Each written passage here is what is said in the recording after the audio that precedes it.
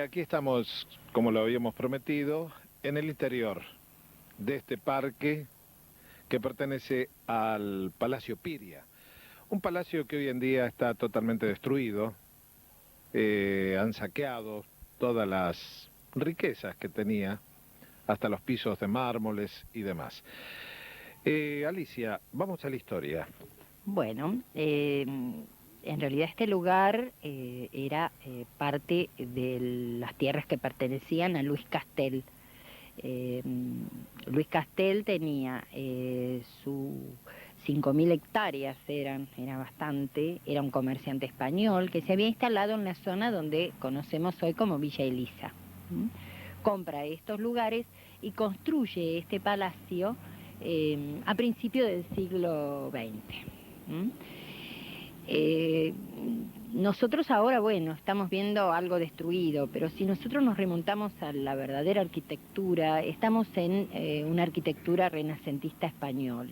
O sea, él tenía su origen español, era comerciante, estaba casado con la hija de Uriburu, Elisa, precisamente, hija de Uriburu.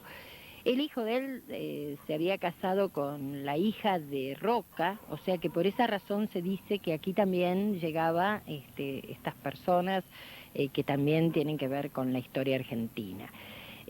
Aquí tenía la cría de caballos de pura sangre de carrera, o sea que era parte de su comercio, digamos, del trabajo mismo en el que él realizaba.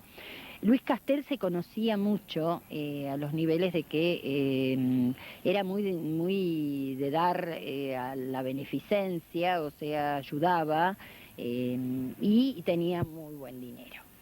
Pero llegado un momento, no sé por qué razón, sus comercios no son redituables, bueno, queda en bancarrota y se suicida en este lugar. Pasa a la caja de ahorro del hipotecario esta propiedad y es ahí donde la compra Piria.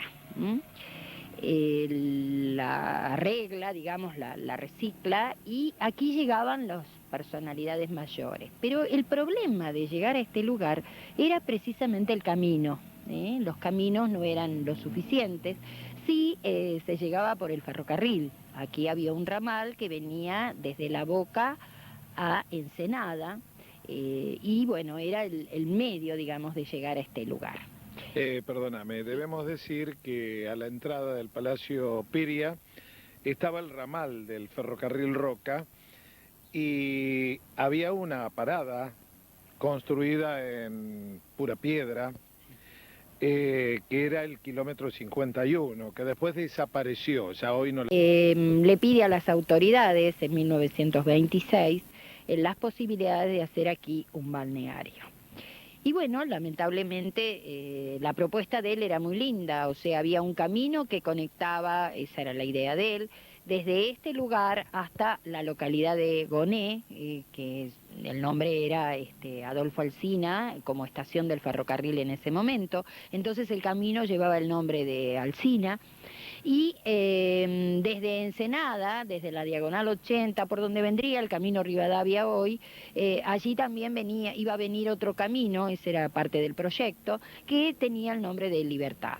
Él incluso había hecho arbolar estos caminos con la idea de esta propuesta, que bueno, no se dio, aquí hubiese sido el mejor de los balnearios, ¿no es cierto? Sí, se comenta que Piria quería hacer una especie de Punta del Este, similar a la de Uruguay. Sí, sucede que el balneario estaba muy bien visto en Europa. Aquí, en realidad, el ir al río, el bañarse, todavía había una cierta aprensión. La gente utilizaba el traje de baño y se tapaba con una sábana para ingresar al río. Incluso se separaban los hombres y las mujeres, no podían estar en el mismo lugar. Y también había algo que era muy importante. Para poder bañarse tenían que entrar después de un 8 de diciembre, después del Día de la Inmaculada. Los frailes franciscanos bendecían las aguas y era el momento en que se podía entrar a bañarse en el río. Si era antes y pasaba algo, algún accidente, decían que bueno, era porque no se llegaba a tener esta idea religiosa, ¿no? Bueno, por eso también nosotros ubicamos que cuando en Mar del Plata comienza la época de verano, ustedes pongan siempre atención que es el 8 de diciembre en que se inaugura la temporada de verano. Es un poco que nos ha quedado, ¿no es cierto?, toda aquella tradición del momento. Debemos, bueno, es obvio, ¿no?, aclarar que las aguas por entonces estarían mucho, pero mucho más limpias que hoy en día. Sí, incluso se habla de una arena más clara y menos gruesa, porque Claro. no nos olvidemos que nosotros en esta zona recibimos todo el limo de todo lo que viene bajando, ¿no? Desde el río Paraná, desemboca en el río de la Plata, y bueno, y la arena ha cambiado, es mucho más gruesa. Más barrosa.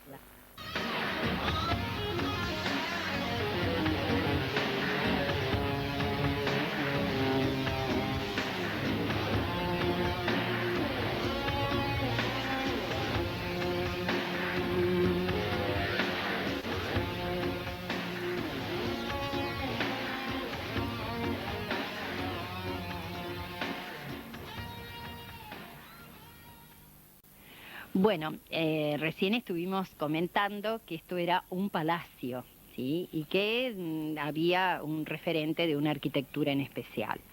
Bueno, tenemos distintos elementos que a pesar de esta ruina, siguen allí en pie, ¿no es cierto?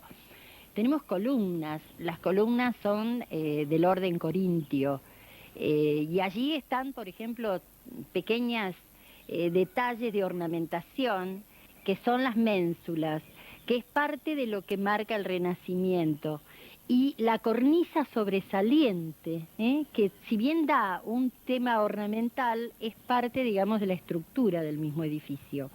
Cuando hablamos del Renacimiento, hablamos del griego y del romano, que vendrían a ser las escuelas clásicas. Y, por ejemplo, nosotros observamos en las ventanas y en las puertas el arco de medio punto, que es parte de aquello que origina en estas escuelas. Bueno, y en toda la construcción estamos observando, lamentablemente en el desmantelamiento, todo lo fiel que ha sido, digamos, en los materiales, ¿no es cierto? O sea, el mármol de Carrara, nosotros nos tenemos que imaginar que lamentablemente este palacio fue traído, todo su material, todo en barco. Y también tenemos que pensarnos que todo el desmantelamiento termina en una bolsa alpillera, por la forma en cómo fue quitado.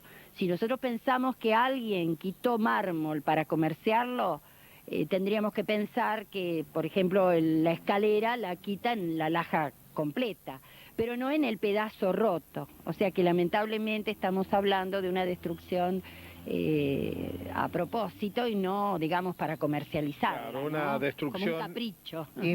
intencional, diría yo, y caprichoso, para hacer daño, ¿no? claro, Claro, lamentablemente.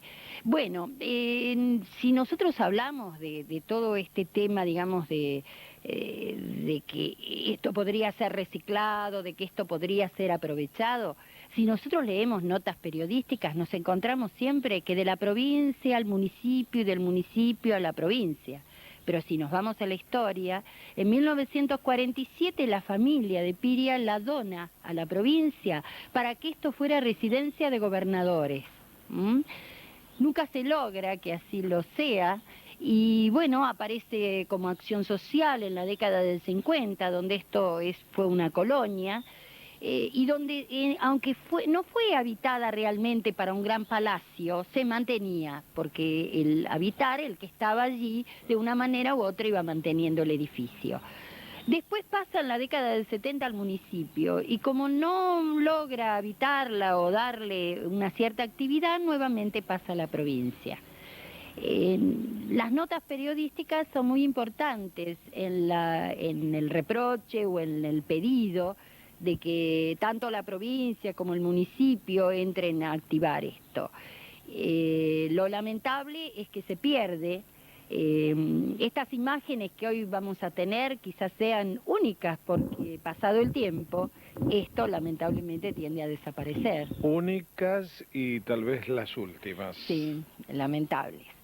Bueno, no sé, sería interesante que ahora entremos también para ver parte y detalles de esta arquitectura que en aquel momento fueron, digamos, con la mejor de las ideas, y no me quiero ni imaginar el dinero, ¿no es cierto?, que costó el poder llegar a esto. Claro, se decía que el señor Piria tenía muy buen dinero para poder hacerlo, así que de cualquier manera no fue en vano, ¿no? Al contrario. Muy bien, vamos a ir recorriendo lo que queda de este Palacio Piria y les vamos a contar algunas otras cositas, ¿eh?